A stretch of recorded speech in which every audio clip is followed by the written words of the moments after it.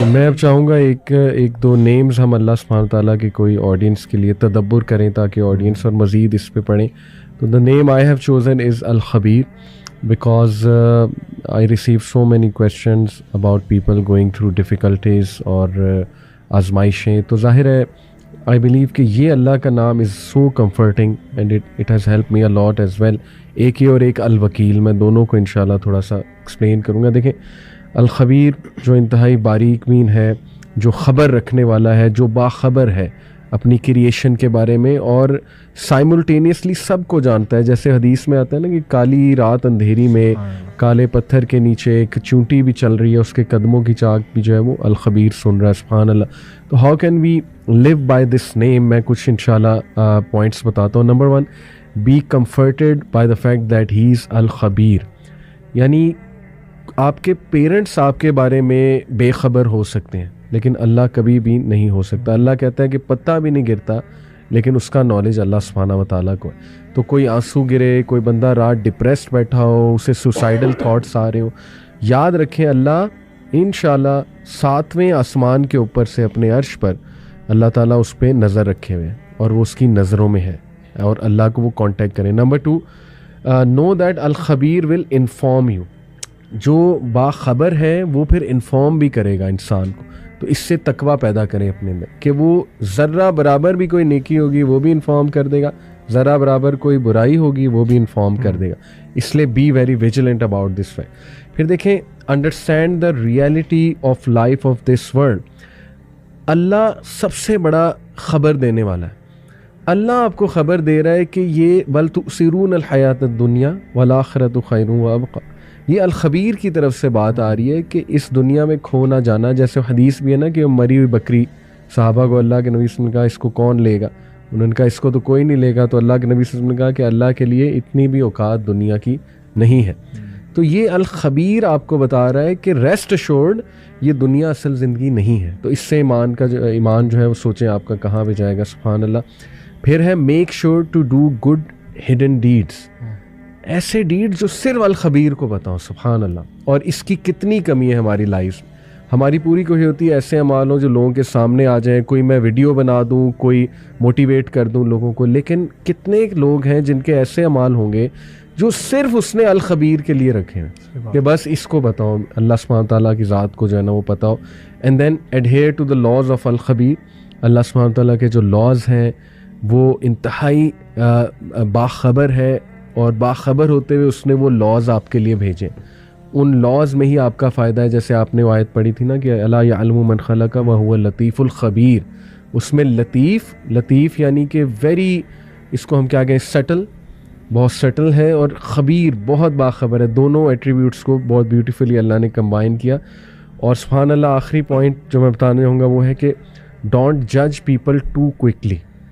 اللہ تعالیٰ جو ہے نا وہ خبر جس طرح سے رکھتا ہے تو اس خبر کے پیچھے بہت نالج ہے، اس کے پیچھے بڑا ڈیٹا ہے، ایویڈنس ہے، پروف ہے. تو یہ سب کے لیے دیکھیں نا یو شوڈ بی لائک الخبیر in your real life. Although ہم وہ لیول تو نہیں اچیو کر سکتے مگر اللہ کے ناموں کو پریکٹیکلی تو ہم نے امپلیمنٹ کرنا ہے. یہ پرنسپلس کے لیے، کوآرڈینیٹرس کے لیے، سی ای اوز کے لیے، سب کے لیے کہ نظر رکھیں لیکن they must have a very good data.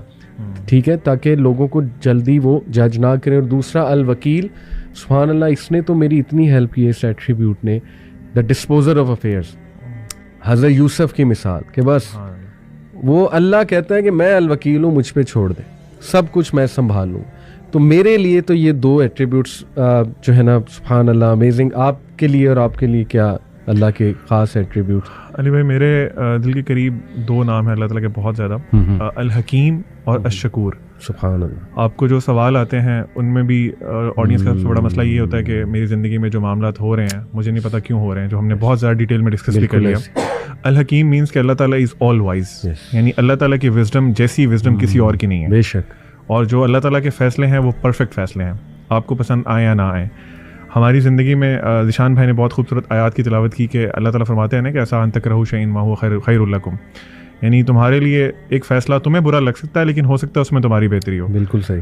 Personally مجھے لائف میں بہت انہوں نے ہیلپ کی اس نام نے خاص طور پہ، کیونکہ بہت سی چیزیں میں ڈفرینٹ طرح سے چاہتا تھا لیکن اللہ تعالیٰ نے ڈفرینٹ طرح سے چاہیں، اور جس طرح سے اللہ تعالیٰ نے چاہیں اٹ واز پرووڈ کہ وہ ٹھیک تھیں, وہ بہت بہتر تھیں. بالکل صحیح. اسی طرح آپ کی زندگی میں جو بھی معاملات چل رہے ہیں, آپ اس بات کا ٹرسٹ رکھیں کہ الحکیم جو ہے وہ ظلم نہیں کرتا.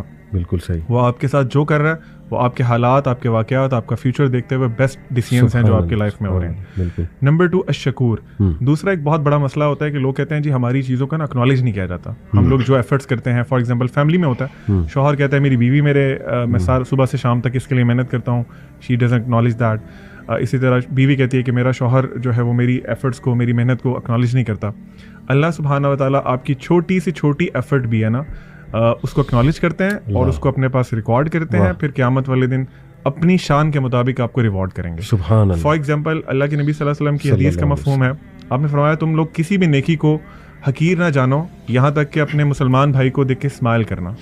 ایک اور حدیث میں کچھ اس طرح فرمایا کہ ایک جو رسے سے جو کانٹے دار اگر کوئی چیز پڑی ہوئی ہے نا, اس کو ہٹانا بھی ایک بہت بڑا نیکی کا کام ہے. بالکل ایسی. سو دا پوائنٹ از اللہ سبحانہ و تعالیٰ آپ کی ہر ایفرٹ کو, آپ کے ہر آنسو کو, آپ کی ہر اسٹرگل کو بالکل اکنالج بھی کرتے ہیں, اور ان جیسا اکنالج کوئی نہیں کرتا. دیٹ از الشکور. زبردست, ماشاء اللہ ماشاء اللہ. علی بھائی میرے لیے جو اللہ تعالیٰ کا ایک نام ہے الرزاق, وہ بہت امپاورنگ ہے, کیونکہ اس پہ میری اپنی حج کی ذاتی پرسنل سٹوری ہے. میں نے 2016 کی بات ہے, میں مختلف اسکول میں وزٹنگ جابس کر رہا تھا, تو میرے والد صاحب نے رحمہ اللہ بہت انسسٹ کیا کہ کوئی انویسٹمنٹ کرو, پلاٹ میں انویسٹمنٹ کرو, پیسے ضائع کرتے رہتے ہو, اڑاتے رہتے ہو. آپ کو پتہ ہے والدین کو تو فکر ہوتی ہے. تو میں نے جو ہے مجھے تھا کہ میرے لیے سب سے بڑی سیونگ جو ہونی چاہیے نا وہ حج کے لیے ہونی چاہیے. خیر مجھے اب میں بڑی ڈائیکاٹمی میں تھا, ابو کی بات مانوں, دنیا کے لیے انویسٹ کر دوں یا حج کے لیے انویسٹ کروں, وہ فریضہ ہے. اچھا میرا رجحان زیادہ مائل ہو رہا تھا کہ شاید مجھے پہلے حج کر لینا چاہیے, لیکن میں ایک ڈائیکاٹمی میں آ گیا کہ والد صاحب کی بات مانوں یا یہ کروں. تو میں ہمارے ٹیچر ہیں شیخ انس, ان کے پاس گیا. اچھا میں ان کے پاس گیا نا, تو میرے ذہن میں مجھے تھا کہ وہ کہیں گے نہیں اللہ کا فریضہ ضروری ہے, آپ حج کے لیے پیسے جوڑیں. صحیح. اچھا ان کے پاس میں گیا تو انہوں نے پکچر ہی الگ پینٹ کر دی. انہوں نے کہا کہ یہ بات تو آپ کی ٹھیک ہے کہ حج فریضہ ہے, اور ایسا فریضہ ہے جو کہ اگر اس کا کوئی انکار کرے تو اللہ نے اس کو کفر سے تعبیر کیا ہے قرآن مجید کے اندر. لیکن انہوں نے مجھے کہا کہ والد صاحب کی بات ماننا بھی آپ کے لیے فرض ہے, تو آپ یہ کریں کہ آپ والد صاحب کی بات مانیں, آپ بسم اللہ کریں, آپ پلاٹ میں انویسٹ کریں, اور آپ ٹیوشنز پڑھائیں اور پیسے جوڑیں. میں نے کہا شیخ صاحب میں پہلی بات تو یہ ہے کہ میں سرکاری حج نہیں کر سکتا, کیونکہ اس میں چھٹیاں, اب تو یہ 20 دن والا سلسلہ ہو گیا, اس میں چھٹیاں بہت ہوتی ہیں. میری جاب نیچر اس طرح کی ہے, میں 40-50 دن نہیں افورڈ کر سکتا. اور پرائیویٹ حج بہت لاکھوں میں ہوتا تھا, اور ٹیوشن سے کتنے پیسے جمع ہو جاتے ہیں.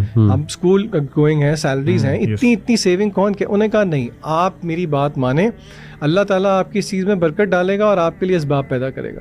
اچھا میں نیگیٹو ہو کے اور ڈس ہارٹ ہو کے نکلا تھا, کیونکہ مجھے پتا تھا ٹھیک ہے یہ باتیں شیخ صاحب کی ٹھیک ہیں, لیکن یہ دے آر بیونڈ اسباب. خیر میں آیا, میں نے ابو کو بتایا, اور ابو بہت خوش ہوئے. میں نے پلاٹ میں بھی انویسٹ کر دیا. یہ میرے حج پہ جانے سے پہلے, یہ میرے حج پہ جانے سے 8 مہینے پہلے کی میں آپ کو سٹوری بتا رہا ہوں.